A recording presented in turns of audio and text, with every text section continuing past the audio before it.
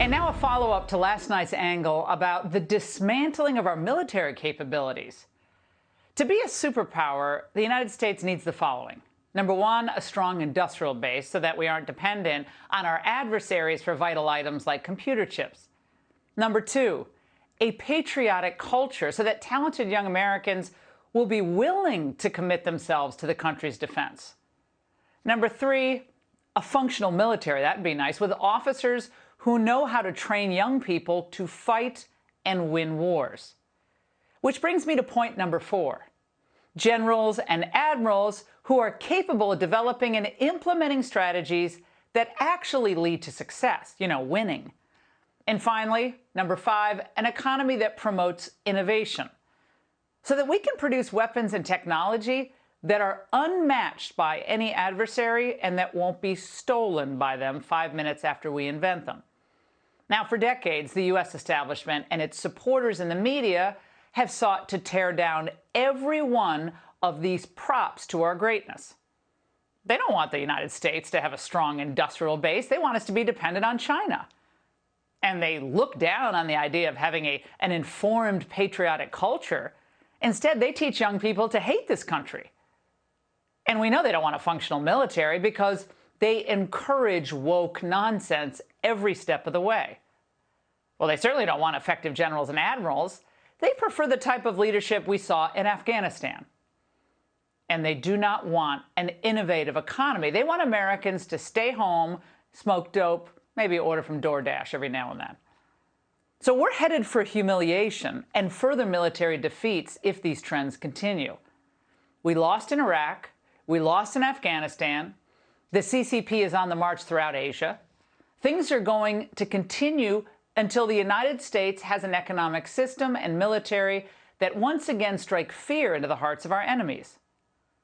And that means that the current establishment must be defeated and that a new era of patriotic leadership that actually tries to advance U.S. interests must take its place.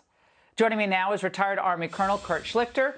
He's also a senior columnist at Town Hall and author of We'll Be Back, The Fall and Rise of America, and Gordon Chang, Gatestone Institute Senior Fellow and author of The Great U.S.-China Tech War.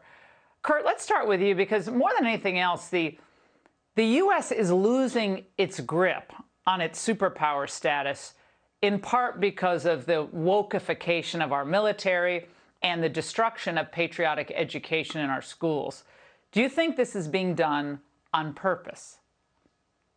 Well, Laura, I tend to think that people like the reasonable and anticipated consequences of their action. They've taken the military, which was the most powerful in the world, the United States military, and I was there in the Persian Gulf War. In 100 hours, 3 American corps annihilated an entire nation's army. It was a achievement on par with anything that Caesar, Hannibal, Alexander had done. Not that anyone studies history anymore and would know who those people are. And then we kind of gave up, and we haven't had an unequivocal victory of that level in about 30 years. Do they intend to make us weak? What they intend to do is have a military that is much like the rest of our institutions, that's poorly run, that's focused on wokeness, that's focused on culture war, that's focused on maintaining and expanding the power of the people who got us into this mess in the first place. So well, that's not a military, Kurt. They want a disaster. Yeah, Kurt, that's not a military. That's like a faculty lounge at Swarthmore, okay?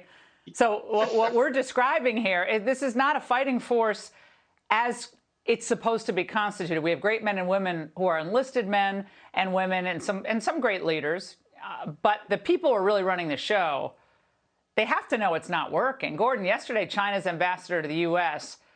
gave it his thoughts on how to avoid a Cold War between our two countries. Watch. No democracy versus authoritarianism narrative, no geopolitical confrontation, no decoupling, no supply cut, no arms race. Only by doing so can we prevent U.S.-China relations from sliding into a new Cold War. Gordon, isn't the translation there, don't question us? It certainly is. It's sort of keep on trading with us, keep on supporting our economy, keep on doing all of these things, even though we're killing Americans, even though we're stealing your intellectual property to the tune of hundreds of billions of dollars a year, even though we maliciously attack your friends and allies. And, by the way, one of the first things that President Biden did right after he took the oath of office, he actually signed his executive order on xenophobia, which really was the Communist Party's playbook. This was straight out of Beijing's propaganda masters. And so, yes, they want to weaken the United States because that has to be the only result of this. And so I have to say, you're absolutely right about that. Well, Kurt, also at the same Aspen Security Forum, the Southcom commander, General Laura Richardson, she spoke up about China's military buildup. Watch this. What are they going through right now? The largest military buildup in history. So one should ask themselves why, when they have this very capable military, are they putting and trying to gain access to critical infrastructure in other countries across the planet? China would like to replace the United States. That is their goal. And they're well on their way to try to do that.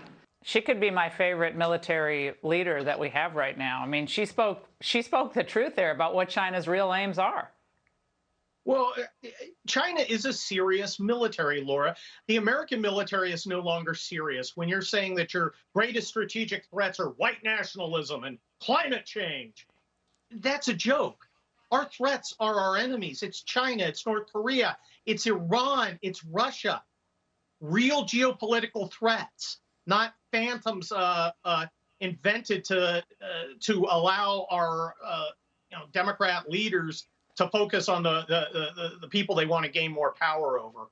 And what this does, this non-serious approach to the military with all the woke nonsense, drives away the traditional Americans, the rural and suburban young people who make up the bulk of our military, who provide the real heart and soul of it.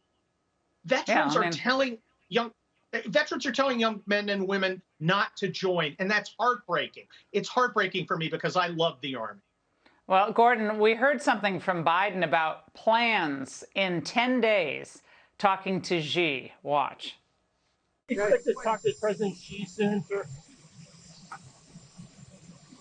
I think I'll be talking to President Xi within the next 10 days. Gordon, this is a setup to remove the tariffs that Trump put on Chinese goods, I fear. And certainly other things as well. Biden has had these long conversations with Xi Jinping. And really what we have not seen, though, is the United States impose costs on China for conduct which is just completely unacceptable. And Biden keeps on issuing these warnings over Ukraine, over intellectual property theft, over whatever, and never does anything about it. So I think that really these conversations serve China's purposes by delaying the United States from taking action. This is something that is not only a problem in this administration, but in previous ones. But right now, it's especially aggravated problem for us.